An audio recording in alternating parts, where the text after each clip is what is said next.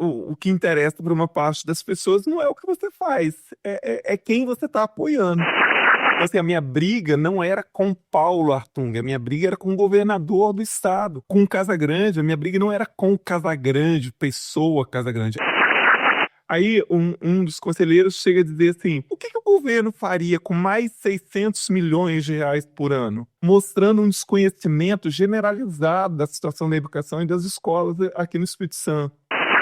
Cada vez mais passou assim a não olhar a sua biografia, mas olhar assim, se você apoia fulano ou cicrano. Estamos começando mais um CNBcast, sejam todos bem-vindos. E aí, novinho, como é que tá, meu irmão? Beleza, meu irmão, estou bem demais. É isso aí, mais um episódio e já vou aproveitando para você seguir o canal, apertar o sininho para receber as notificações dos próximos vídeos. É isso aí, se inscreva aí, gente. Muito obrigado mais uma vez por estar aqui conosco. Hoje nós estamos aqui com um convidado muito bacana. Muito bacana, gente boa, competente. E nós vamos fazer um outro programa de primeira, hein, Nobinho? Com certeza, todos os programas têm sido... Pessoal, inclusive eu quero agradecer mesmo pela audiência, tá dando certo, hein? Muita visita. E estamos aqui com o Sérgio. Seja bem-vindo, Sérgio Majeski. Isso aí. Obrigado, prazer enorme estar aqui com vocês. Obrigado pelo convite, pelo espaço. É uma honra. Vinheta na tela. Mais uma produção do Consórcio de Notícias do Brasil. Você pode acompanhar aí nas plataformas filiadas. Eu quero pedir para você que está em casa aí, primeiro agradecer, né, mais uma vez a audiência. Ao CNBcast. Se não se inscreveu ainda, clica aí no sininho. Gostou dessa entrevista? Compartilha aí com os amigos, na rede social, no WhatsApp. Voltamos então. Serginho, já vou começar aqui. Vamos começar no assunto de política. É claro que aqui é um bate-papo, tá? É diferente desses programas tradicionais, que é só política, só aquela pegada da política. Nós vamos conversar depois vida pessoal, como é que é, você mora aqui no centro, enfim, nós vamos entrar todo esse tipo de assunto. Mas eu vou começar com o seguinte. Você, professor, né, de geografia, veio, primeira vez, se elegeu a deputada estadual com 12 mil votos, né? Fez um excelente mandato, né? E depois, na segunda, teve a reeleição com 47 mil, ou seja, você praticamente quadruplicou a quantidade de votos, é claro, diante do bom trabalho feito, reconhecimento do público. Depois, você tentou para deputado federal, aí fazendo mais de 40 mil votos, aí por causa da questão da legenda, ficou de fora. E agora você está querendo vir para estadual novamente. A pergunta é, mudou o foco? O debate nacional deixou de ser o seu foco? Como é que é? Vai voltar para o estadual? Vai ficar aqui no debate do estado mesmo? Então, o projeto para a Câmara Federal, ele ainda existe, não é que eu desisti, mas é um projeto para o futuro. Agora, eu acho importante eu retomar o meu trabalho na Assembleia Legislativa. É algo do qual eu tenho sido muito cobrado por muita gente, né, do retorno e tal. Muita gente, e assim, pode parecer com egocentrismo, mas não é. Muita gente tem cobrado essa questão de voltar e que sente falta do meu trabalho e tal, porque nos meus 2 mandatos, eu acho que eu fiz um trabalho bom dentro daquilo que eu me propus a fazer e daquilo que é a função do deputado, né? Com certeza. E esse reconhecimento do meu trabalho nesses 2 mandatos, ele existe até por parte de quem não vota em mim e eventualmente discorda de grande coisa, mas de grande parte daquilo que eu penso, o que eu faço, mas que reconhece a coerência do meu trabalho, né? Entre aquilo que eu falo e aquilo que eu faço, ou aquilo que eu falava e aquilo que eu fazia. E a minha, assim, eu tenho foco, eu tenho objetivo. Eu não estou uma hora aqui, outra hora lá, e sou muito firme nos meus princípios também. Porque a política, ela é claro, quando você pede para alguém conceituar o que é a política, é uma palavra polissêmica, né? Assim, o conceito é amplo e variado, mas na política a gente costuma dizer assim, na política as pessoas, né, têm que dialogar, têm que debater, têm que negociar no sentido mais nobre dessa palavra, porque no Brasil muitas vezes negociar passou a ser sinônimo de negociata, Uhum. né, de cambalacho e tal. Mas na política isso tudo é necessário, desde que seja sempre com o objetivo de fazer o melhor para a sociedade. Claro. Então, a negociação na política não pode ser visando o meu interesse, o seu interesse, ou de um grupo reduzido, ou de privilegiar alguém. Então, por isso, muitas vezes, as pessoas diziam, até no meu primeiro mandato, tinha um líder do governo naquela época, ele dizia assim, mas Jéssica, você é um bom deputado, mas seu mal é que você não negocia. Eu disse assim, claro que eu negocio. Temos como objetivo os interesses da sociedade, eu negocio. Agora, a negociar no sentido, apoia o governo, para de criticar o governo, que eu te faço um favor, que eu facilito isso e isso para você, isso não me interessa. Então, eu acho que esse trabalho, né, e essa postura firme com que eu conduzi os meus mandatos e a forma transparente também, uma parte daqueles que acompanhavam o meu mandato sentem falta, assim, desse trabalho. Eu acho que é bom que eu retorne. Em termos de trabalho que você desenvolveu naqueles 2 mandatos, né? E esse período agora que você está fora, o que você viu ali que faltou nas suas principais bandeiras em relação à defesa dentro da Assembleia? Você sentiu que houve nós vamos falar ainda sobre educação. Sentiu que caiu um pouco algumas coisas que você sempre estava ali brigando, defendendo? Se caiu depois que eu saí? Exatamente. Então, essa minha defesa, principalmente em relação à educação, não só, mas principalmente, porque assim, às vezes as pessoas, assim, quem não entende muito da política e não consegue fazer uma análise maior sobre a conjuntura daquilo que nós vivemos, né, dos problemas que afligem a sociedade, muitas vezes ela não consegue entender que a educação é o cerne de tudo.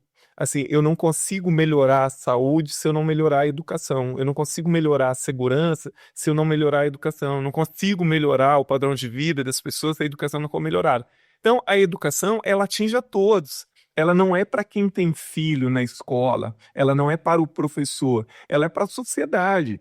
Então, ao invés de ficar brigando por questões paroquianas, eu acho que é uma luta que atinge a todos. Então, se a educação melhora, ela melhora lá para Icoporanga, ela melhora para o Presidente Kennedy, ela melhora para a Grande Vitória, ela melhora para o Rio, para a classe média, ela melhora todas as outras questões que a gente precisa que sejam melhoradas. E eu acho que esse lugar na Assembleia ele não foi ocupado por ninguém, entendeu? Assim, né? Porque assim, olha só, existe uma diferença entre você brigar por uma causa corporativista ou imediatista, ou porque está na mídia nesse momento, então vale a pena eu falar disso e tal, porque eu vou me aproveitar disso, vou pegar uma carona, e você brigar por uma causa, né? Então, a educação é uma causa da minha vida inteira, porque eu estive na sala de aula por 31 anos, então, assim, independente de onde eu estiver, na sala de aula, num mandato ou fora dele, a educação continua sendo a minha grande causa, em função disso que eu estou falando. Porque, assim, o mundo inteiro já provou que a educação é o grande caminho para resolver grande parte dos problemas da sociedade. Não é que a educação seja a redentora de todos os problemas, mas sem ela, problema nenhum vai ser resolvido. E aí, às vezes, quando as pessoas falam, porque você só fala em educação e tal, falta esse entendimento da pessoa, de que a educação ela é importante para todo mundo. Mas eu não me dediquei só à educação também. Eu me dediquei a outras questões, como o meio ambiente, como a causa das pessoas com deficiência, e, sobretudo, a questão da transparência e o bom uso do dinheiro público, que eu sempre tive muito atento, que uma das prerrogativas de um parlamentar é a fiscalização. E a fiscalização séria. É claro que é impossível você imaginar que um parlamentar sozinho ele vai dar conta de fiscalizar toda a execução do orçamento, que ele consiga ali acompanhar a execução do orçamento na saúde, na segurança, etc, etc. Então, no meu caso, eu acompanhava principalmente a educação. Mas à medida em que surgiam demandas de outras áreas, estava sempre disposto. Inclusive, aquela vez quando houve aquele problema de superfaturamento, de álcool gel e tal, eu fui o primeiro a denunciar, né, aquela situação, que não tinha uma relação direta com a educação. E E é isso, assim, eu acho que assim, e olha, e a situação da educação tá complicada, tá? Assim, porque eu tenho contato com os professores. Ontem eu fiquei umas 2 horas conversando com uma professora da rede estadual. Assim, é triste você ouvir o relato daquilo que acontece, né? E não é a alçada do deputado, mas na questão municipal tá tão grave quanto. Mas mesmo na área municipal eu tentei atuar, né? Por exemplo, agora, depois eu fiz uma representação no na Procuradoria, no Ministério Público Federal aqui, sobre o não cumprimento do piso do magistério por parte dos municípios, né? Então agora que esse processo está andando no Ministério Público e tal, mas foi uma ação minha. E a gente não tem perna para tudo, né? E tem uma coisa também na política que talvez muita gente não entenda, né? Que é assim, é, um deputado sozinho, muitas vezes ele não consegue fazer muita coisa, mas se ele quiser, ele faz também muita coisa. Agora tem muita coisa que assim, você faz até um determinado ponto, né? Assim, é até aqui que eu vou. A partir daqui é outro órgão, é outra instituição, são outras pessoas que têm que fazer. E se elas não fizerem, você não tem mecanismo para obrigá-las a fazer. Por exemplo, se eu faço uma representação no Tribunal de Contas sobre algo errado, ou algo que eu estou pedindo para que se averigue, etc. Se o Tribunal de Contas não fizer, eu não tenho mecanismos para obrigar Aí vem mais independência dos poderes, né? Então já está com o judiciário. não, estou falando do Tribunal de Contas. E o Ministério Público é a mesma coisa. Assim, se eu apresento uma representação, uma coisa qualquer no Ministério Público, e se o Ministério Público não faz, eu não tenho como obrigá-lo a fazer.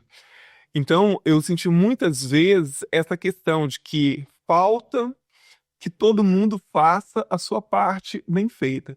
Quando o Artung fechava um monte de escola, um monte de turmas, numa questão que eu acho que era criminosa, eu não consegui contar com órgão nenhum praticamente aqui do estado.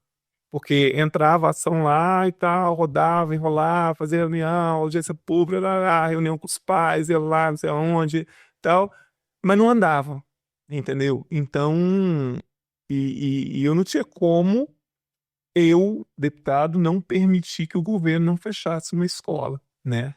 Mas o Ministério Público e o Judiciário tinham. Então, assim, no sistema, para o sistema funcionar bem, é necessário que todo mundo faça bem a sua parte e sempre visando o bem da coletividade. Talvez um grande mal, ontem eu estava conversando com uns alunos que foram lá na escola, que um dos problemas nossos no Brasil talvez seja um problema de formação, né? É que nós não entendemos a necessidade que todos nós temos de sermos republicanos. Se vivemos numa república, todos nós, em tese, deveríamos ser republicanos. Mas aqueles que ocupam cargos públicos, sejam eletivos ou não, né, executivo e legislativo, mas também os cargos que são, né, as instituições que são de cargo de carreira, como Judiciário, Tribunal de Contas, Ministério Público, Defensoria Pública, etc., esses atores que ocupam esses espaços, mais do que ninguém, eles deveriam ser republicanos o tempo inteiro. O sentido do republicanismo deveria estar aflorado em todas as suas ações, de tal forma que eu jamais pensasse em deixar de fazer alguma coisa, porque de alguma coisa isso vai ser negativo para você. Mas eu tenho que fazer pela sociedade. Não interessa que você seja meu pai, minha mãe, meu amigo, uma pessoa querida, etc. Mas eu preciso fazer porque está em jogo aquilo que a Constituição diz, aquilo que o Estatuto da Criança diz, aquilo que está dentro dos parâmetros do que é o direito da sociedade, né? Vamos falar um pouco mais sobre educação. Vamos. Vamos começar a aprofundar esse assunto aí, que isso aí corre muito na sua veia. Eu tentei não entrar no assunto, mas você já puxou o assunto, não tem por onde correr. Como é que foi a batalha aí de 8 anos, essa luta que você travou em relação ao piso, em relação aos 25%, né, obrigatórios? Conta pra gente isso tudo aí, como é que foi para você, um deputado independente, de oposição em muitos momentos, mesmo no partido do vice-governador no início do seu mandato, que eu me recordo bem, Depois no partido do governador, né? e você não deixava de dar porrada, bicho, de brigar pelo negócio que você acredita e que é o... Olha só, eu acho que nós temos que ser maduros, né? Se eu se eu me propus a ser deputado, se eu me propus a ser governador, se eu me propus a ser senador, ou seja lá o quê, a gente tem que ter a maturidade de entender que as relações são institucionais, elas não são pessoais. Não interessa o grau de amizade ou de parentesco que eu tenho com você. Então, por exemplo, se eu sou deputado e a minha mãe é governadora, a minha relação com ela é institucional, não é de pai para, não é de mãe para filho. Então, é muito difícil você, mas aí eu entro naquela questão do republicanismo, né? Você precisa ter um sentimento republicano muito grande para você entender isso. Então, por exemplo, com Artung, com Casagrande ou com qualquer outro, as minhas relações nunca foram pessoais, elas sempre foram institucionais. Então, assim, a minha briga não era com Paulo Artung, a minha briga era com o governador do estado. Com o Casagrande, a minha briga não era com o Casagrande, pessoa Casagrande, era com o governador Casagrande. Então, eu nunca pessoalizei nada. Então, eu nunca ataquei governador nenhum em termos pessoais, de vida pessoal, de vida particular e tal. Era sempre no campo institucional, né? E no primeiro mandato foi muito difícil, foi o mandato mais difícil, obviamente, pela minha inexperiência, né? Porque eu estava começando ali e por ter ficado sozinho por muito tempo, porque logo eu fui taxado como oposição de Artung, então, assim, no início do meu primeiro mandato, 30 deputados, era Majeski e contra 29. Depois, outros deputados, né, deixaram o governo e tal, e já no final do mandato já tinha uns 6, 7, sei lá, que eram também de oposição. Mas o rótulo de oposição, ele acaba sendo colado em você, porque eu era independente. Então, assim, todas as vezes que Artung ou Casagrande enviaram um projeto lá que eu entendi que era bom para a sociedade, que era importante, eu votei a favor. Eu nunca votei por mesquinhez, por rixa, Birrinha, por exemplo. birrinha, etc. Nunca fiz isso, nunca fiz. Então, assim, sempre que eu considerei que algo era importante, que era necessário, ou que era, assim, embora aquilo não fosse tão bom, assim, mas era melhor aquilo do que nada, né? E depois você podia continuar a lutar por uma outra situação, sempre fiz. E então, mas era difícil, era muito difícil no começo, né? Isso, porque é, enfim, mas foi bom, foi um processo sofrido, mas que valeu a pena. E muitas lutas eu lutei sozinho, e muitas vezes eu preguei no deserto na Assembleia, muitas vezes. Então, por exemplo, quando logo no meu primeiro mandato, que a gente observava que daqueles 25% obrigatórios da educação, porque a Constituição é clara, né? Estados e municípios têm que investir 25% da arrecadação em educação e a União 18% e acabou. E a LDB, ela especifica onde esse dinheiro deve ser usado. Não é para usar onde você quiser. Esse dinheiro é para usar no que a gente chama de MDE, né?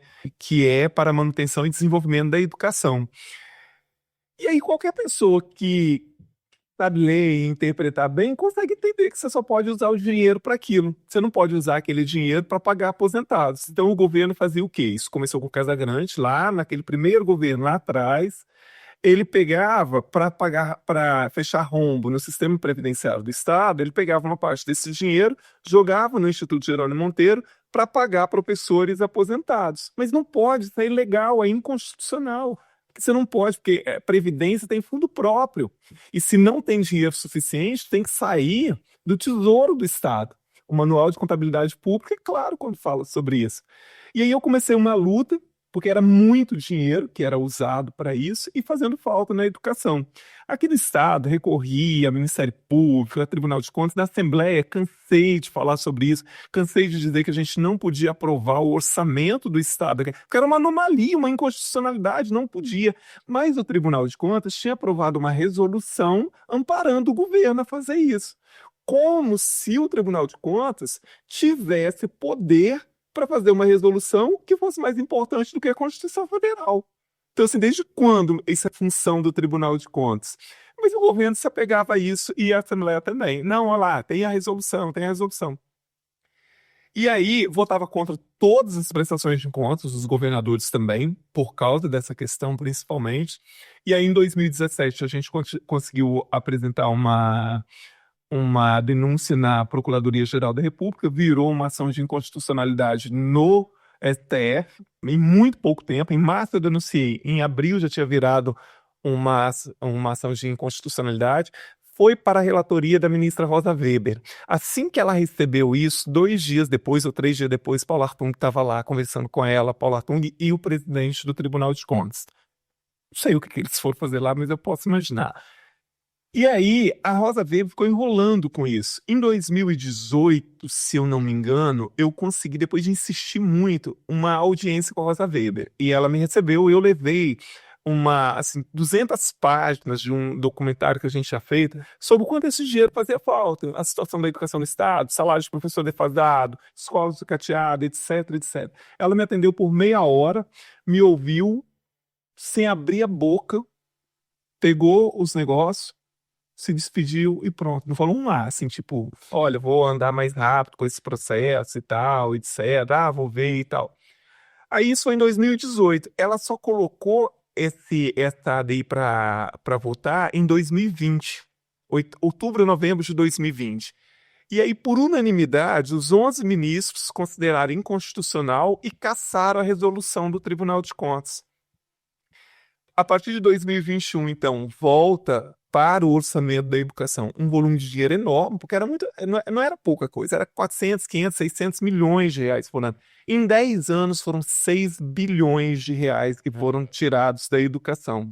Então, em 2021, até para esvaziar os cofres da educação, o Casagrande deu um aumento de 25% dos professores em maio, retroativo a janeiro, passou a dar uma verba, assim, as escolas que recebiam 50 mil por mês, por exemplo, que é aquela verba para fazer, né, os serviços das escolas, as escolas passaram a receber 4, 5, 6 vezes esse volume de dinheiro a partir daí. O governo passou a repassar um volume de dinheiro muito maior para os municípios também a partir disso, e foi uma luta minha. Agora, você sabe que, assim, o que me deixa um pouco, assim, chateado de vez em quando é que parte das pessoas da educação não sabem disso, entendeu? Isso é uma coisa curiosa, assim, que a maioria das pessoas não sabe, que essa foi uma luta minha, sozinho, e com todo mundo contra. Tem um vídeo de uma sessão do Tribunal de Contas que os conselheiros de uma das representações que eu fiz, pedindo mais uma vez que eles não aprovassem as contas do Casagrande até que fosse votado no Supremo essa ADI. Então, o ex-presidente o Rodrigo Chamon era o presidente, não, era o ex-presidente, não sei, enfim, era o presidente e o vice-presidente, acho, do Tribunal de Contas, eles debocham de mim. Assim, eles dizem assim, nossa, a pessoa que está pleiteando esse recurso provavelmente não entende nada de educação. Aí um dos conselheiros chega a dizer assim, e se a gente acatasse isso, etc., assim, o que o governo faria com mais 600 milhões de reais por ano? Mostrando um desconhecimento generalizado da situação da educação e das escolas aqui no Espírito Santo. Então ainda tinha isso, das pessoas acharem que eu estava errado, assim, querer me convencer que eu estava errado. E depois eu provei no final que eu estava certo. Os 11 ministros, os 11 votaram pela inconstitucionalidade do que aconteceu no Espírito Santo, e desde então o Estado passou a cumprir o piso, os investimentos, né, na educação aumentaram, mas há muitos problemas na educação ainda, mesmo assim. Teve também as lutas ali em relação à escola viva, né? É uma coisa assim, que às vezes a pessoa olha de fora, você é da educação, eu não sou, né, professor, então você tem uma visão, óbvio, diferente da minha. Às vezes você analisa e fala o quê, novinho? Pô, legal, cara. Uma escola em tempo integral, a criança não vai estar ali na rua, vai estar o dia na escola, vai estar solto fazendo coisa errada, tal, tal, tal, tal, tal, tal. Mas Sérgio Magés tem uma visão diferente em relação a essa parte, em relação ao tempo que a pessoa está ali, ou seja, é educação integral ou é Tempo integral. tempo integral? Como é que é esse debate aí, essa ideia sua? Olha só, a luta por uma escola de tempo integral com educação integral, ela é uma luta da educação brasileira. Assim, não há um educador no Brasil que não concorde com a educação integral em tempo integral. Agora, diferente é quando eu falo que eu vou oferecer só uma escola de tempo integral.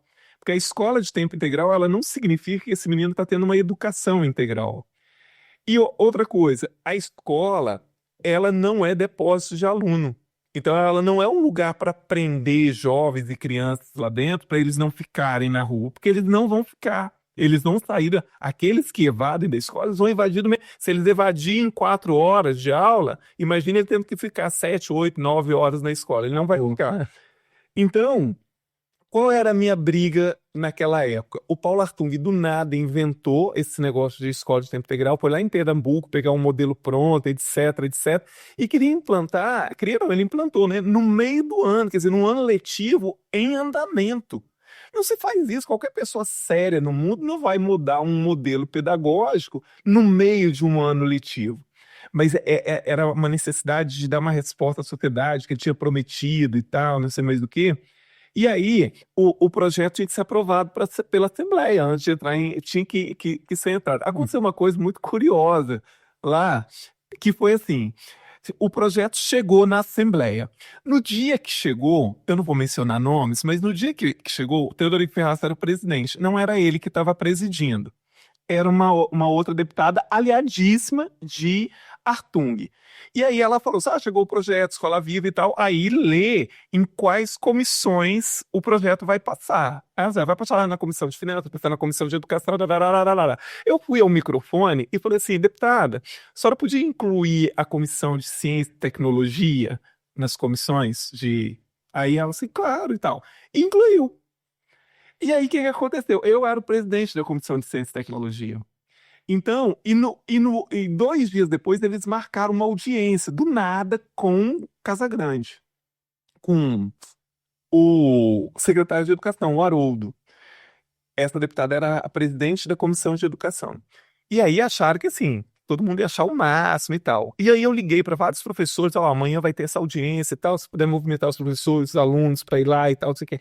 A Assembleia lotou, os alunos do Colégio Estadual baixaram lá, um monte de professor e tal, nas galerias, dentro do plenário e tal. Foi uma confusão quando eu peguei o microfone para falar o que eu achava, que aí eles começaram a achar que eu nem deveria me dar voz, né? E aí quando chegou na Comissão de Ciência e Tecnologia, eu segurei o projeto e comecei a fazer um monte de audiência pública pelo Estado, para que as pessoas soubessem o que era aquilo. Aí fiz audiência pública em Linhares, fiz em São Mateus, fiz em Alegre, fiz em Santa Maria de Itibá, fiz aqui em Vitória. Foram 9 audiências públicas que eu fiz pelo Estado. E aí, depois eles fizeram uma manobra para tirar o projeto da comissão, né? Nós fizemos um relatório de última hora e tal, porque, assim, não tinha previsão legal para fazer aquilo, mas eu era sozinho contra, né, a Assembleia inteira praticamente. Mas valeu muito a pena aquilo. Por quê? Porque foi ali que começa o meu debate e as pessoas entenderem o meu compromisso com a educação. Entendeu? E aí o Hartung acaba implantando, mas uma vitória nossa. Ele não implantou em escola nenhuma. Ele teve que alugar lá em São Pedro, né, uma parte lá da FAESA, e implantar lá, onde não tinha escola. E tudo bem, quem quisesse para lá foi. Mas o objetivo era o colégio estadual, né? Então, aí naquela época também, aí, assim, a gente precisa reconhecer, né? Um grupo pequeno, mas de professores muito, muito lutadores, principalmente do Colégio Estadual, mas também de outras escolas. Os alunos do Colégio Estadual muito conscientes, assim, encamparam essa luta também e tal. Então isso foi muito importante naquela época também.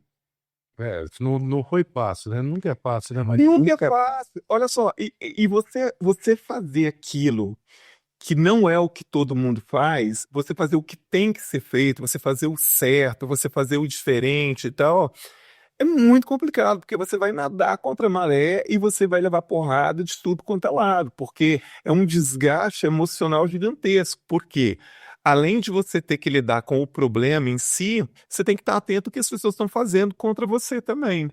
E aí você imagina a minha situação naquela época. Eu nunca tinha sido vereador, nem nada. Foi deputado direto. Eu fui ser deputado. Então, para mim, era um desgaste ainda maior, né? Ter que debater lá, assim. Depois parou isso, assim, porque eles viram que isso estava mais me beneficiando do que me atrapalhando. Se eu fosse à tribuna para fazer uma crítica ao governo, no começo do meu mandato, uma crítica a um projeto qualquer, depois tinha uma fila de deputados que subia à tribuna só para me cafetar, tal, pá. E aí Mas assim, foi um aprendizado muito grande. Aí no segundo mandato, já foi mais tranquilo pela experiência, entendeu? Pela experiência. Aí você vai vendo também aquilo as brigas que vale a pena você comprar, as que não vale a pena, aquilo que é bobagem, você tentar revidar ou replicar, né? Ou rebater e tal, porque não vale a pena. Então foi um pouco mais tranquilo. Não foi tranquilo, mas foi um pouco mais tranquilo. Também a questão de você ter quadruplicado o voto. Então, você sentiu também que seu primeiro mandato teve uma aprovação violenta. Respondeu. Então, Sim. pô, tem dessa tranquilidade também. Pô, tô fazendo certo. Com certeza.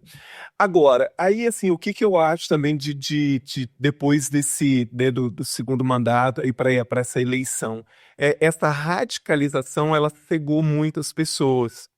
Então, uma parte das pessoas cada vez mais passou assim a não olhar a sua biografia, mas olhar assim, se você apoia fulano ou cicrano.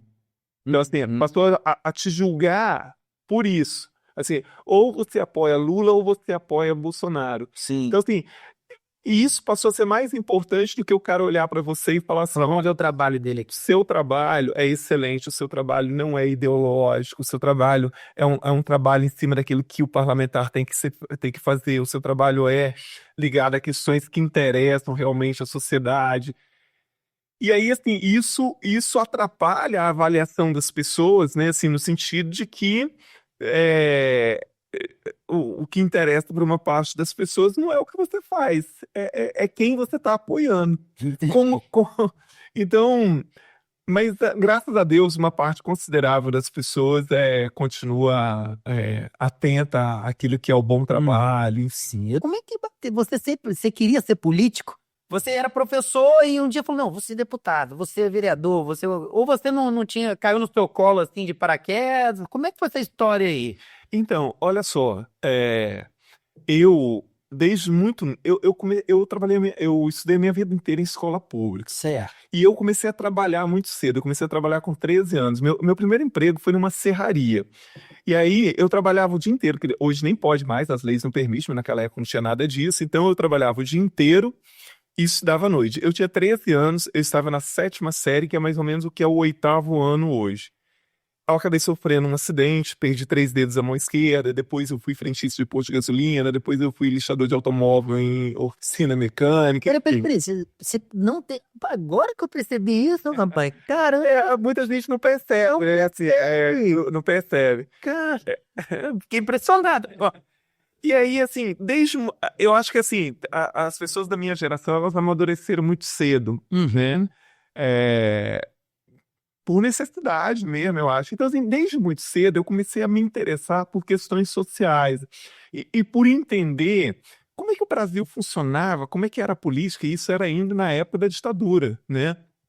E aí eu comecei a ler, eu acho que uma das melhores coisas que aconteceu na minha vida foi eu ter adquirido gosto pela leitura muito cedo, muito novo. Então, assim, desde cedo eu lia muita coisa, lia coisas variadas, assim, li todos os romances da Agatha Christie e tal, romances policiais e tal, de espionagem, e lia muita coisa e tal para ir entendendo, e optei por fazer geografia. Geografia, não é porque eu sou professor de geografia, mas a geografia, ela é a mais interdisciplinar das disciplinas, porque tudo nela acaba envolvendo política. Não tem como você explicar por que é que no Brasil ainda tem tanta fome, por que da desigualdade social, por que da diferença entre as regiões do Brasil, por que o Brasil ainda é um país subdesenvolvido e tal. Tudo isso é político, porque a política está em todo lugar. Não há caminho fora da política, né? Tudo tem uma resposta política, sim. Então, desde cedo, eu comecei a me interessar por isso. E eu cheguei a ser candidato a vereador lá em Santa Maria de Jetibá. Eu tinha 20 anos, 21, sei lá, acho que eu tinha 20 anos, 21, não sei. Conhecia essa história, não. Por quê? isso, né? Por quê? Mas olha só, deixa eu explicar o que aconteceu. Em 1988, Santa Maria de Jetibá se emancipou do município de Santa Leopoldina. Certo. E nós tínhamos fundado um partido lá e a gente queria eleger um vereador. Assim, nosso objetivo era eleger um vereador. Então, eu entrei nessa disputa para soma de voto, assim, não é que eu não tivesse chance, muita gente tinha chance ali, era uma incógnita. Mas a minha possibilidade era pequena, mas o negócio era eleger um vereador. E nós elegemos. Eu não me elegi, por óbvio e tal, mas nós elegemos um vereador e foi ótimo e tal. E aí, depois eu vim para Vitória e aí, assim, lá eu fazia parte do diretório e tal. Aqui em Vitória eu não me envolvi mais com essa parte de dentro dos partidos, mas continuei filiado, continuei de alguma forma militando. Aí só em ano que você veio para Vitória, mais ou menos 90. 90, fevereiro de 90. E aí, aqui eu nunca mais me envolvi por dentro dos partidos, assim, né? Eu continuei filiado e tal. Mas depois desfiliei. E não me passar, não era um objetivo ser candidato novamente. Ah, você tinha um objetivo de um dia. Não era, nunca foi. Nunca foi mesmo. Mas as pessoas sempre falavam, assim, sobretudo ex-alunos, né? Falavam assim, mas Jéssica, eu acho que com essa visão que você tem, você seria um bom deputado, um bom vereador e tal, não sei mais o quê. E eu sempre fui muito crítico em relação à política, muito crítico mesmo, assim. Eu sempre fui... o Ariano Suassuna, ele dizia assim que ele era um otimista realista. Não era esse termo que ele usava, mas ele dizia, eu sou um otimista realista, ou seja, eu acredito que as coisas podem ser melhoradas, mas eu vejo a realidade como ela é, eu não fantasio a realidade, eu não floreio a realidade. Esse era o meu caso também. E aí chegou uma época que eu mesmo comecei a pensar assim, olha só, eu critico tanto, eu falo tanto e tal, então, será que não está na hora de eu também mudar de lugar, assim, de eu ocupar um outro espaço para ver se é possível fazer um outro trabalho, para ir ver a coisa do outro lado e tal. E aí, lá naquele ano de 2014, eu resolvi me candidatar. Mas olha só, eu não resolvi me candidatar por insistência de alguém, as pessoas ficaram insistindo, ficaram me chamando. Não que eu não tive algum incentivo e tal. Mas não foi por isso. Eu tomei essa decisão. Coisa sua mesmo, né? Eu me recordo dessa época aí. Eu lembro também. Você citou a questão dos alunos, né? Ex-alunos, alunos que te estimularam e também te ajudaram muito. Eu lembro de você fazer muita campanha na rede social. Lembro. Foi, eu acho que o... Só que só tinha uma rede social, né? Só Era o Facebook, isso aí. Na época era Facebook. E assim, e eram alunos, ex-alunos do Magés pedindo voto para ele, para amigo, para familiar. Virou uma corrente isso. Então você pode olhar a prestação de conta dele, se eu não estiver enganado, ele gastou menos de 20 mil reais, que não ganha na eleição nem de vereador. Foi mais ou menos isso, você gastou? Eu não tô lembrando muito certo. Naquela eleição? Naquela eleição. Foi no 8, 12 mil reais. meia, eu não me lembro direito. A eleição de deputado com o VO desse. Foi melhor que isso.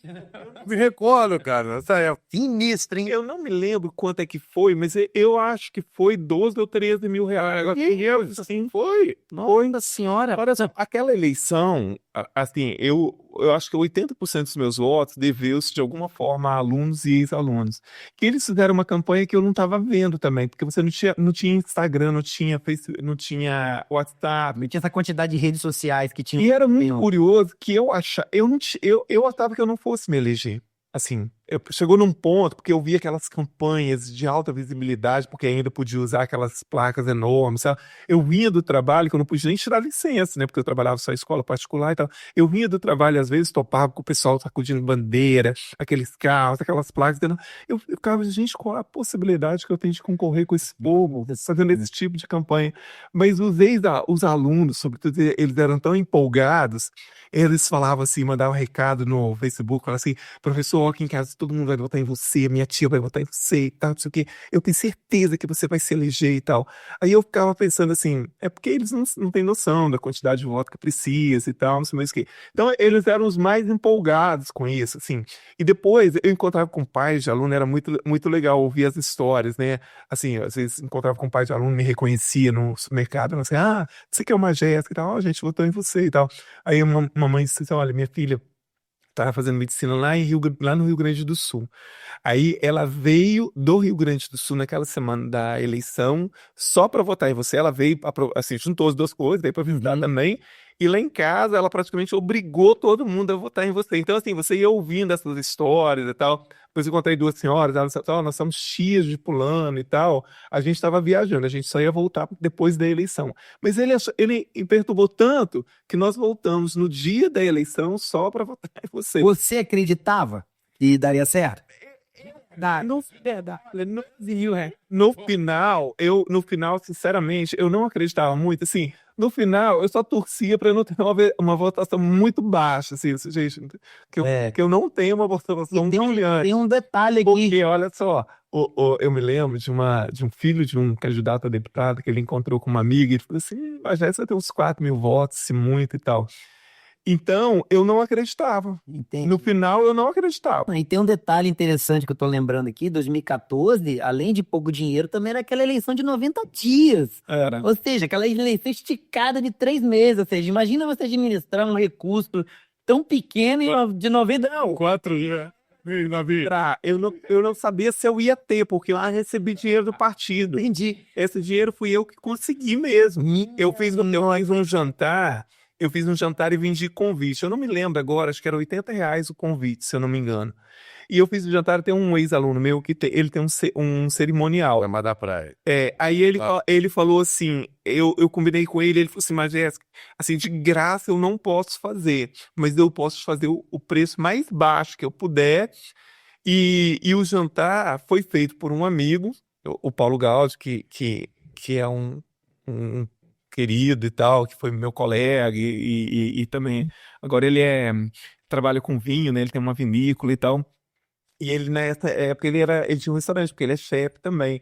E aí ele se propôs a fazer o jantar. Aí ele falou assim, ó, você só vai me pagar os ingredientes e tal, não vou cobrar nada e tal, só os ingredientes que eu vou comprar, depois você me paga e tal.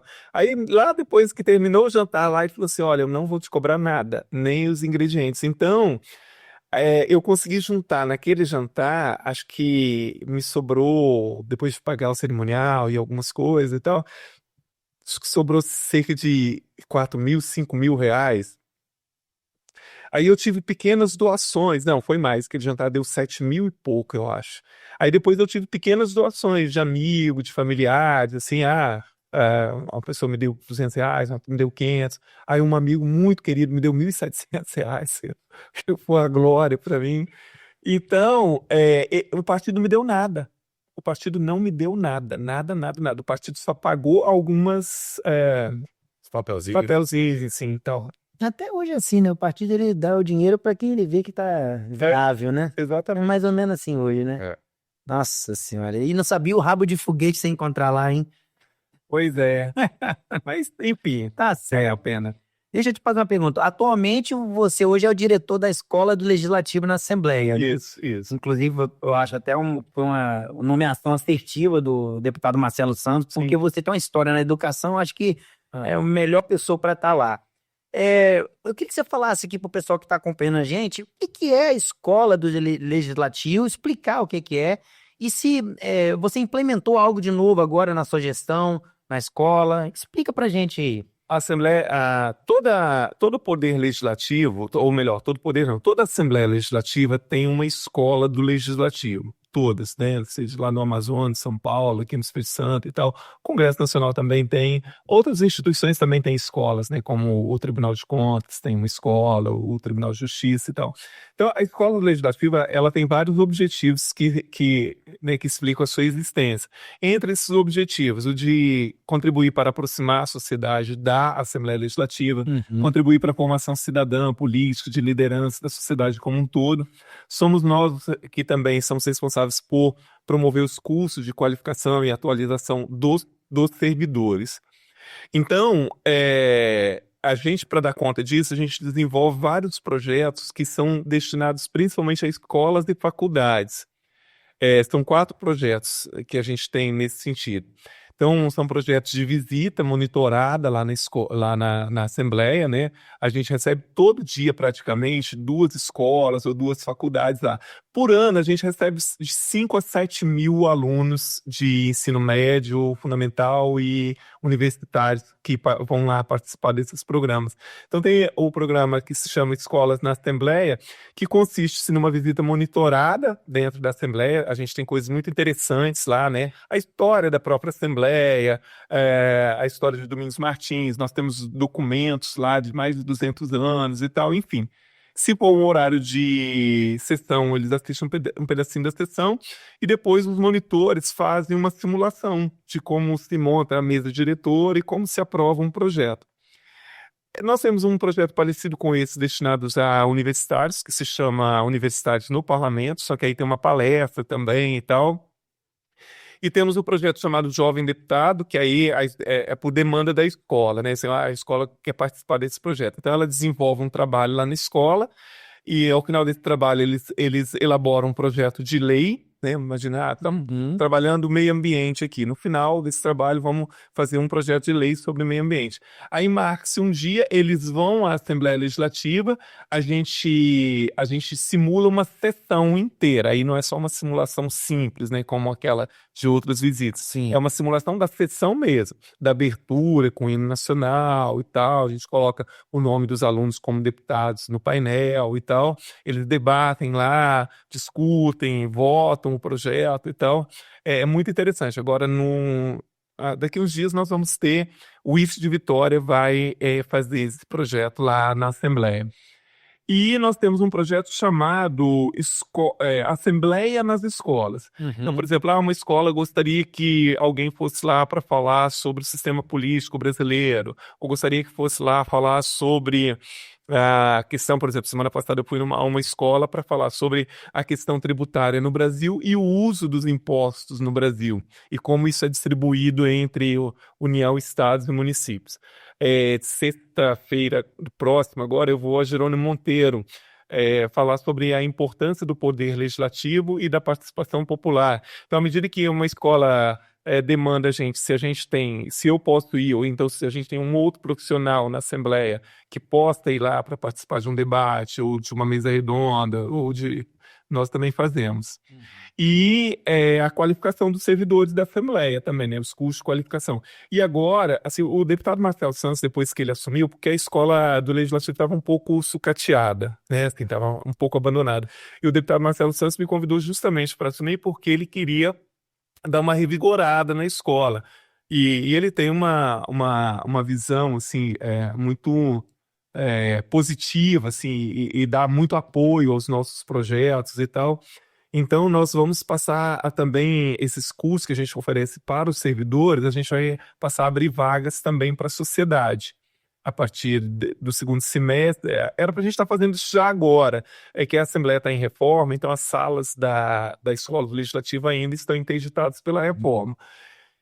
E a gente está num processo de credenciamento da Escola do Legislativo junto ao Conselho Estadual de Educação, e a gente pretende, a partir do ano que vem, oferecer um curso de pós-graduação também em políticas públicas, né, em sistema legislativo, tanto para servidores, quanto nós vamos abrir vagas também para o público em geral.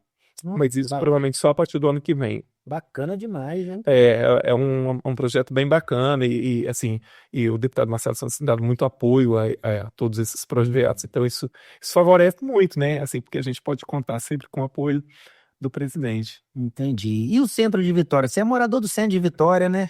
Sou morador do centro de Vitória. Olha só, eu morei 19 anos em Jardim da Penha. Certo. É um bairro muito querido e tal, assim, adoro lá. E aí eu resolvi vir para o centro, assim, por uma situação que ocorreu, e eu vim para o centro fazer uma experiência. Eu achava que eu não ia me adaptar depois de tanto tempo em Jardim da Penha. Olha só, depois que eu acho que eu estava morando aqui um mês, parecia que eu já estava morando aqui a vida inteira, porque o centro tem umas particularidades que só quem mora aqui consegue entender isso, né? Verdade. Porque, assim, quem não mora aqui tem uma ideia do centro, um lugar tumultuado, né? E aqui no centro é um lugar onde você conhece muita gente, né? Assim, você vai à padaria, você conhece pessoas, você cumprimenta as pessoas, você encontra gente na academia, no supermercado, na rua, enfim. Tem muitas coisas legais aqui no centro, tem tudo aqui, né? Tem praticamente tudo. A única coisa que eu acho que não tem bom aqui no centro é um bom supermercado, assim. Isso eu acho que faz falta. É verdade. Os nossos supermercados aqui deixam a desejar. Concordo com você. Mas fora isso, aqui no centro tem tudo. E assim, e o centro, e aqui tem muita gente, né? Os comerciantes aqui do centro, os empreendedores aqui do centro, é um pessoal de muita garra, viu? porque às vezes cortam um dobrado aqui sem apoio público, sem uma assistência maior e tal, mas persistem. São donos de bar, são donos de lanchonete, são donos de loja e persistem. E tem aqui também no centro alguns articuladores culturais muito aguerridos, entendeu? Que estão o tempo inteiro tentando promover coisas aqui na área do cinema, do teatro, da dança, do samba, da música e tal. Então, o centro é um lugar, ao contrário do que se imagina, um lugar com muita vida. Apesar de tudo, assim, há um abandono, sim, por parte do sistema público, que poderia dar um apoio muito maior, porque o centro poderia ser um lugar lindo. Mas não adianta você revitalizar pontualmente. Você tem que ter um projeto amplo de revitalização, né, para isso funcionar de verdade. Mas apesar disso, o centro ele tem uma vida efervescente, né? E é um lugar muito bom de se morar. Lá, a parte que eu moro na cidade alta. Eu sempre digo que quando é feriado, final de semana, parece que eu moro no interior, assim. Ali na Não tem barulho nenhum aí porque tem a reserva da Fonte Grande lá em cima. Então tem muito pássaro, né, naquela região ali. Então, assim, de manhã é aquele monte de pássaro cantando e A tal. cidade alta é bem arborizada. Muito legal, muito legal. O centro é um lugar bom de se morar. Eu gosto muito de morar aqui. Eu não penso em sair daqui. Assim, e eu acho tudo perto, dá para você fazer um monte de coisa a pé aqui. Assim, e assim, no caso do que eu moro ali na Cidade Alta, é fácil vir lá para a região do Parque Moscoso e da Vila Rubim, é fácil vir para cá, para a região da Graciano Neves, da Rua 7, aqui para a região da Esplanada, é tudo muito fácil, assim, você vai para tudo quanto é lugar, muito facilmente. Eu gosto muito de morar aqui. Você estava falando aí de revitalização, né? Mas também já é um começo, né? Você vê aí algumas coisas, igual ali a Óbvio do Caramuru, você vê igual aqui o Mercado da Capixaba, então são espaços também que a população do centro estava esperando há muito tempo, né? E você está vendo algo acontecendo que é um início. Óbvio que um debate maior é necessário. Mas você tem aí... O Câmara vindo para cá agora, na expectativa de ver. eu acho que pode melhorar, né? Pode melhorar o movimento aqui, né? Muita gente saiu daqui, né? Agora estão trazendo de volta o Mercado da Capixaba. Você não acha que está dando tem um início de melhoria nesse sentido, não? Então, A revitalização? olha só, eu continuo afirmando aquilo que eu disse antes, assim, Não, tá sim. ótimo que se faça, mas você precisa de um projeto maior do que esse, assim, porque, por exemplo, o Mercado da Capixaba, né, ótimo que tenha sido, né, restaurado, depois de tanto tempo e tal, não sei mais o quê, mas tá um problema sério para movimentar, né, assim, para que aquelas lojas sejam ocupadas, para criar realmente um movimento ali e tal, tá sendo complicado. Então, eu acho que precisa se pensar, né, nessas questões. Eu moro do lado do Caramuru, do viaduto Caramuru. Então, assim, ótimo que tenham revitalizado lá, pintado, etc, etc. Só que eles fizeram uma coisa, assim, Aceitar que você vai falar. pensaram em usar aquilo como uma área de lazer. E aí fecharam o Caramuru. Já muitos amigos do meu que moram ali estão O reclamando. trânsito ficou muito ruim para quem mora ali. Aquilo não é usado para o lazer, porque quem poderia usar aquilo principalmente? Pessoas que têm criança, pelo espaço. Só que aquela mureta é muito baixa, aquilo é um perigo. Sim, é verdade. E você não pode colocar proteção, porque aquilo ali é tombado pelo patrimônio. Então você não pode mexer naquilo, assim, você não vai botar proteção ali, porque vai ferir a arquitetura, né? Então, ali deveria abrir aquilo novamente para passagem de carro, porque o movimento ali não é grande. Então, assim, não é que aquele viaduto passa um monte de carro o tempo inteiro e tal. Mas, por exemplo, eu que uso muito Uber, né? O Uber marca aquilo ali como passagem ainda. Aí quando eu já mando mensagem direto com o motorista, não vá pro viaduto, tá fechado. cara. Sim. Se o cara não lê, ele vai pra lá e fica travado ali, né? Nós temos um portal que faz parte aqui do grupo, que é o Centro de Vitória, né? Uma vez nós postamos lá falando sobre a história do Caramuru e teve muito comentário de gente criticando negativamente essa questão do fechamento ali da via, principalmente alguns moradores dali. Foi uma bobagem fechar aqui. Atrapalhou, lógico, né? E a Câmara vindo pra cá, o que você acha sobre a relação? Legal. Acho que isso é uma boa ideia, né? Assim, trazer essas coisas para movimentar mais o centro aqui, eu acho que isso é uma boa ideia, com certeza. O que você mais gosta de fazer aqui no centro? Olha só, assim, Eu gosto muito, assim, toda manhã eu caminho e corro na beira-mar, né? A beira-mar passou da hora de uma reforma ampla e tal, porque o calçadão tá ruim e tal, e é aquela mistura de bicicleta, pedestre e tal. Dizem que agora vão ampliar, que tem um projeto e tal, tomara, né? Mas eu gosto muito da beira-mar, assim, eu acho a beira-mar linda, assim, essa saída ali do Penedo e tal, quando o dia tá amanhecendo, quando tá caindo à tarde, é lindo demais. Os navios manobrando ali. Então, assim, eu sou apaixonado pela beira-mar. Mas eu gosto muito, eu sou católico praticante, mas não misturo religião com política.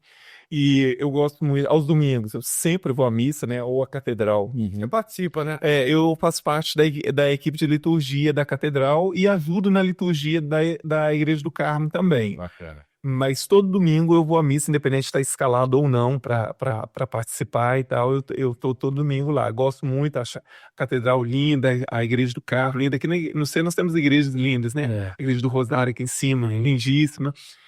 E eu gosto muito aqui no centro rola muito samba, né?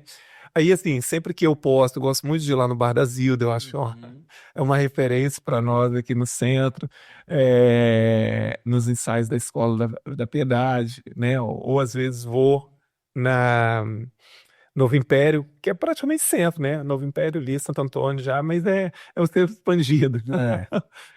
E gosta que tem restaurantes bons e, enfim, gosto muito daqui do De centro. vez em quando eu dou uma fugida pro lado de cá também. Tem uns amigos que têm comércio aqui, restaurantes, vem aqui comer uma pizza. Aqui tem bons restaurantes, tem pizzaria boa, tem restaurante self-service bom, tem ali na Rua 7 tem uns bares bons, assim, que aqui tem para todos os gostos, né? Desde o mais um pouco mais refinado até o boteco tradicional. Perfeito. Eu vou voltar pra política, Nobim. Vamos lá, vamos voltar mais. Tem um detalhe. Só um momentinho, você tá com frio? Você tá com frio? Não? Não. Ah, tá. Você tá perguntando que você tá com a mão ali, não, de repente tá com muito frio. Tinha botado bem baixo. Tô não. Tá tudo bem, hein? Não, Temperatura. isso, eu tô acostumado. Eu brincava com os meus alunos que eu nasci no interior de Santa Maria de Itibá, né? Tá certo. Abaixa o negócio? Eu nasci Tá bom. na parte alta de Santa Maria de Itibá, uma região muito fria, geava lá. Aí, assim, os alunos se amarravam disso quando eu brincava com eles, assim, quando eles perguntavam assim, professor, você é da onde? Eu falava assim, sou da Suíça, dos Alpes Suíços. Alcarcon, né? Na época do seu mandato, teve um fato que ficou muito marcado, que é diferente você ver um parlamentar que tem direito a uma cota para contratar assessores parlamentares e você, além de abrir, como é que foi o nome lá você abriu uma seleção, né? Processo seletivo. E ainda abriu um monte de contratar o que você tinha direito. Você trabalhou, se eu não me engano, um período com 7 assessores somente, né? Meu segundo mandato inteiro, praticamente, foi com sede. Então, eu acho que assim, eu inovei, né? Eu acho que eu fui o primeiro deputado da história. Não, do Espírito Santo tenho certeza. Não foi o primeiro deputado, eu fui o primeiro parlamentar da história do Espírito Santo a fazer processo seletivo para minha assessoria. E olha só, eu posso não ter sido o primeiro do Brasil, mas provavelmente eu fui um dos primeiros, porque eu me lembro que o jornal lá do Paraná, o principal jornal lá do Paraná, esqueci como é que é o nome, eles me ligaram para fazer uma entrevista. Eu tenho uma entrevista que saiu no jornal lá no Paraná sobre isso, que eles acharam, não sei como é que eles ficaram sabendo e tal, muito interessante. Então, eu fiz um processo seletivo e aí, para o processo não ser contaminado, foi um amigo meu que tinha uma consultoria. Ele fez para mim, sem cobrar nada e tal. Então, porque eu achava assim, que se eu fizesse sozinho e tivesse que analisar aqueles. Porque eu não tinha equipe, então, assim, se eu fizesse sozinho, era eu que ia ter que fazer. Então, se eu fizesse, o que ia acontecer? Eu trabalhava já aqui em Vitória há tantos anos, ia ter uma quantidade enorme de conhecidos e ex-alunos ali. E o emocional ia pesar na hora de escolher os currículos. E aí, esse amigo, então, eu combinei com ele, eu falei assim, olha, ele falou assim, você quer analisar? Eu falei assim, eu não, você analisa dentro dos critérios que eu estabeleci, aí você faz o seguinte, passando por todas as etapas, você seleciona 2 ou 3, não sei, para cada cargo.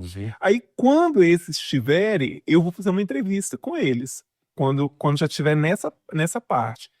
E aí eu fiz essa entrevista, só tinha 2 ex-alunos, entre esses que tinham sido selecionados. E assim, não deu certo com todo mundo, logo depois eu tive que dispensar. É normal isso, né? Teve depois uma moça que pediu para sair também e tal, porque ela tinha um outro trabalho e tal. Mas grande parte daqueles que eu selecionei ficaram comigo os 2 mandatos. E assim, e naquela época eu selecionei 11. Foram selecionados 11. E aí, depois eu substituí, nós fizemos um cadastro de reserva. Então depois eu não fiz mais processo. Eu cheguei a fazer depois para Um cadastro em cima do que já tinha sido. Exatamente. E depois eu fiz ainda um processo seletivo para um cargo que nós não tínhamos ninguém no cadastro de reserva. E funcionou bem com essa quantidade de assessores? Funcionou bem. Aí depois, no segundo mandato, eu tinha 7 assessores. Eu não achava que eu tinha necessidade de mais do que isso, porque cada deputado pode ter até 19 assessores, né? E eu achava, assim, que não tinha necessidade. Então, se não tinha necessidade, eu ia para quê? Ter mais assessores do que eu tinha. Essa eleição que vai vir agora, caso você seja eleito, você pretende retomar isso de Eu pretendo Bacana. continuar nessa linha, porque eu acho que isso funcionou, entendeu? Eu acho que funcionou. E assim, a minha equipe era uma equipe muito boa, porque, assim, todo mundo que estava ali era profissional.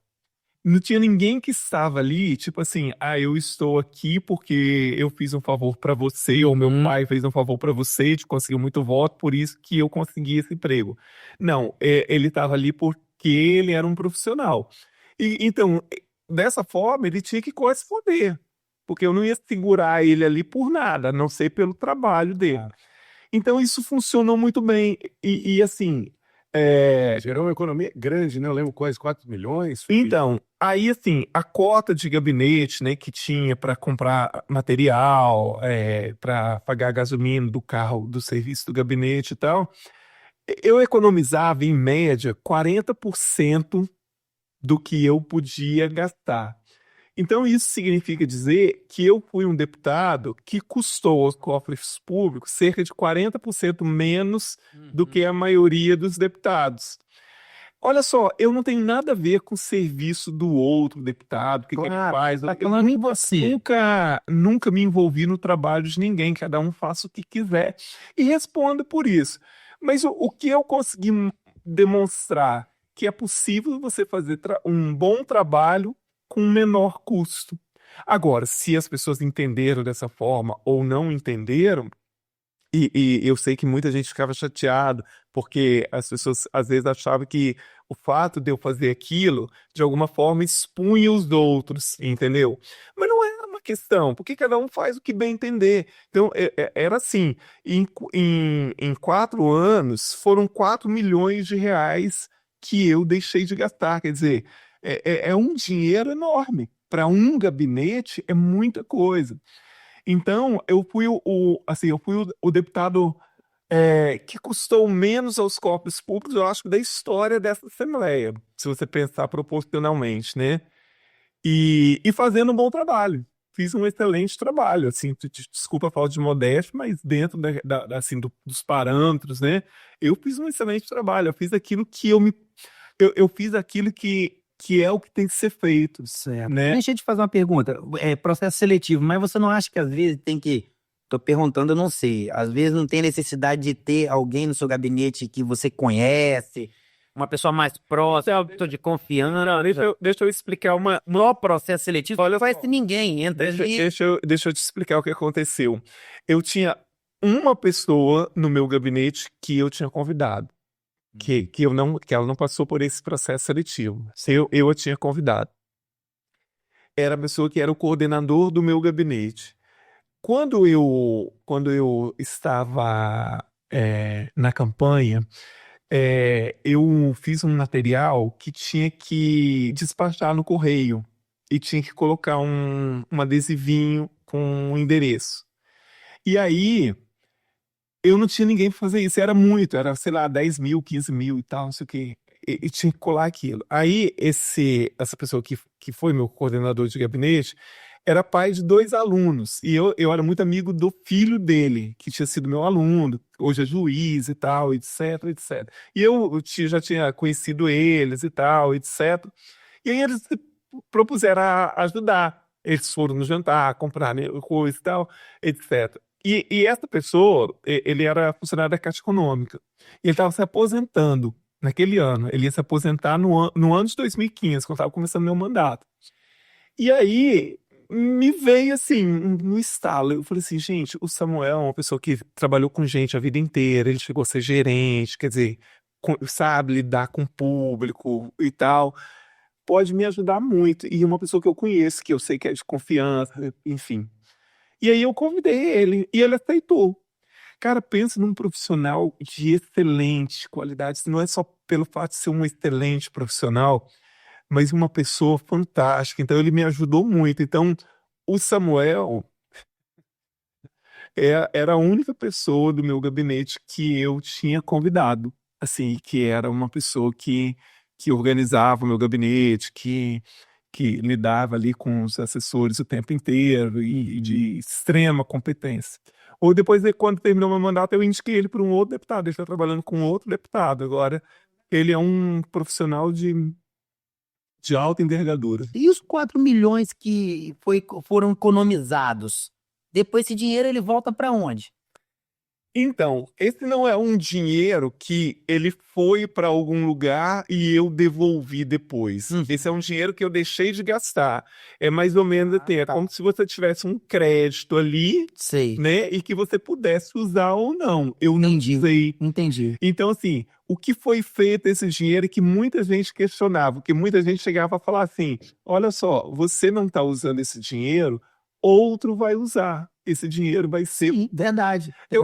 Eu dizia assim: olha só, isso já é uma coisa que está fora da minha alçada. Eu já não posso fazer nada em relação a isso. Porque seria muito bom se eu pudesse fazer o seguinte: olha só, como fui eu que economizei, eu gostaria que esse dinheiro fosse investido em educação, ou que fosse devolvido para o governo com a obrigação de investir na educação, na saúde, na infância e tal. Mas não tem, legalmente, constitucionalmente, você não pode fazer isso. Então, esse dinheiro permaneceu lá no caixa, nos cofres, no orçamento da Assembleia. Agora, como se isso for dar gente e tal, não tem nem como ser isso, né? Sim. Deixa eu te perguntar uma última coisa de forma bem sucinta. E essa briga toda aí? Essa polarização direita, esquerda? Rapaz, eu achei que você não ia perguntar sobre isso. Cara, olha, Fala aí pra gente. é uma coisa extremamente cansativa, desgastante isso. Por quê? Porque não é uma briga, não é uma discussão pensando no país. Olha só, se fosse um projeto, uma discussão em que nós estamos travando uma briga feia por projeto de país, o que a gente espera da educação daqui a 10 anos, o que esperamos da economia, o que esperamos da agricultura, etc., que tivesse uma finalidade boa, que eu visse, olha só, essa briga, ela vai resultar numa coisa muito boa para todo mundo, para o país, para o desenvolvimento do país, e não é. Você vê assim, o Congresso está parado 2 dias, voltar agora, está parado 2 dias, Sim. pelo quê? Assim, pelo quê que está parado? Não é olha só, nós estamos numa democracia, cada um defenda o que quiser. Cada um defende o que quiser. Você pode defender o que você quiser, você pode defender o que você quiser ou quem você quiser. Não há problema nisso. Agora, não pode se usar um dos centros do poder do país, importantíssimo. Olha quanta coisa que nós precisamos resolver, quanta coisa que precisa ser aprovada, quanta coisa que. Olha, a regulamentação da reforma tributária, que nada foi feito até agora. Tem essa proposta de isenção do imposto de renda até R$ 5.000. O Plano Nacional de Educação está parado desde o ano passado lá. Você nunca viu deputados e senadores se mobilizando dessa forma para fazer algo significativo pelo país, Sim. pelas pessoas. Nunca ninguém se mobilizou, só nós vamos ficar aqui até que um projeto muito bom seja aprovado para a sociedade, para o povo e tal. Então, assim, é uma briga que ela é muito cansativa e ela não nos leva a nada. E se uma parcela cada vez maior da população não entender isso, de que essa briga está levando o Brasil para o buraco, na verdade, ao invés de isso ser significativo em termos de desenvolvimento, nós vamos estar estagnados para sempre. Então, assim, é uma briga cansativa e é uma briga que eu não me envolvo. Entendeu? Assim, assim, é porque hoje parece que, assim, na visão tanto do lado A quanto do lado B, se você não pertence ao lado A, é porque você é B. E se você não pertence ao lado B, é porque você é. As pessoas passarem a enxergar o mundo sob essas duas vertentes, como se não houvesse vida, não houvesse possibilidade, sem ser esses dois lados. E tem. Esses dois lados, hoje, é o pior que há, na verdade. Né? Assim, então, nós precisamos urgentemente de uma terceira via. E de que as pessoas entendam que o fato, olha só, eu não apoio nem você, mas eu tenho posição política, sim. Eu tenho posição clara sobre aquilo que eu penso, aquilo que eu almejo para o país, aquilo que eu acredito, etc, etc. E isso que vocês estão fazendo, eu não acredito. Mas é cansativo, cara. É cansativo. É cansativo e as pessoas elas estão reativas demais, né? Então, você tem que ter um cuidado enorme daquilo que você fala. E hoje, assim, depois de um tempo, você vai ficando cascudo também, né? Quando a pessoa chega para você, mas o que você acha de não sei mais o quê? Eu digo assim, olha só, você quer saber minha opinião e o assunto morre aqui, ou você quer saber minha opinião para rebater o que eu penso? Porque eu não quero discutir esse assunto. Pois é. Então, Boa pergunta. Bom jeito, né, de... Ó, chegamos ao fim, né, do nosso programa. Eu ficaria mais meia hora, mais uma hora aqui batendo papo, uma aula, muita coisa interessante, muita coisa bacana. Vou até ver Cara depois, agradável. vou até ver depois a possibilidade da gente combinar, de você voltar aqui novamente. voltarei com o maior prazer. Esse último assunto, então, eu gostaria de dialogar muito mais sobre ele. Né? Vamos deixar esse gostinho para amanhã para esperar o próximo. E aí, Novinha? Chegamos ao fim do programa. Serginho, muito obrigado por você ter disponibilizado o seu tempo aqui pra gente. Nós recebemos uma aula aqui, né? Obrigado. Quem dera se tivéssemos mais representantes com esse comprometimento com o serviço público, com a coletividade, o povo, né? Muitas vezes é esquecido isso. Entendendo? Muito obrigado mesmo. Te desejamos muito sucesso na sua caminhada. Obrigado. Eu que agradeço o espaço, o momento, foi uma honra estar aqui com vocês, é um prazer também. E parabéns pelo trabalho de vocês e desejo muito sucesso. E estamos à disposição. Pessoal, aproveito para te pedir para seguir a gente. Se você não segue ainda, caiu nesse vídeo aqui, mas não segue, vá lá, aperta o sininho, se inscreve lá no canal, nós vamos entrevistar muito mais gente legais. Hoje tivemos aqui o Sérgio. Então, se inscreva lá. Gostou? Comenta, compartilha. Comenta aí. Isso nos ajuda bastante. Muito obrigado mais uma vez. Você que ficou até agora aqui conosco. E até o próximo CNB Cash. Tchau.